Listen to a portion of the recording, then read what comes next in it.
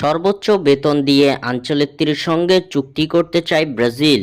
এমন বেতনের ধারের কাছেও নেই আর্জেন্টিনার লিওনেল স্কালোনি। দর্শক, কে সেরা coach, Argentine coach Lionel Scaloni নাকি কার্লো আনচেলত্তি, তা আমাদের কমেন্ট করে জানিয়ে দিন। দিন দিন ব্রাজিলের কোচ হওয়ার সম্ভাবনা বেড়েই চলেছে রিয়াল মাদ্রিদের বর্তমান কোচ কার্লো আনচেলত্তির। ইতালিয়ান এই কোচকে এবার যেন নিজেদের ডাগআউটে এনেই ক্ষান্ত হবে ব্রাজিল ফুটবল। সম্প্রতি সময়টা খুব একটা অনুকূলে নেই সেলেসাওদের। একের পর এক হতাশা যেন পিছু ছাড়ছে না ব্রাজিলের। এখন পর্যন্ত 2026 বিশ্বকাপেও কোয়ালিফাই করা হয়নি ফুটবল ইতিহাসের সেরা এই দলের। ব্রাজিলের এমন দুর্দিনে হাল ধরতে পারেন কেবল একজনই, ভাঙাচোরা দলটাকে নতুন করে গড়তে পারবেন, তিনি হলেন কার্লো আনচেলত্তি। সেটা ভালো করেই জানা আছে ব্রাজিলিয়ান ফুটবল কনফেডারেশন সিবিএফ এর। তাই তো ব্রাজিলের ডাগআউটে এই মাস্টার মাইন্ডকে আনার জন্য সবকিছু করতে প্রস্তুত সিবিএফ। আনচেলত্তিকে কোচ করে আনার জন্য এবার তাকে চোখ কপালে তোলা এক প্রস্তাব পাঠিয়েছে সেলেসাও ফুটবলের সর্বোচ্চ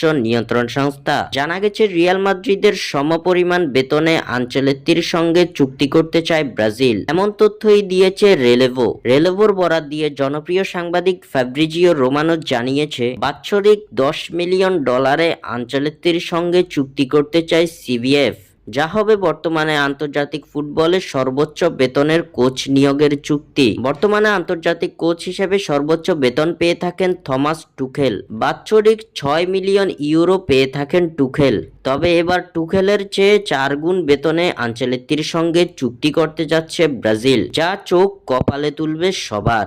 স্বাক্ষর থেকে সাদবিন ইসলাম।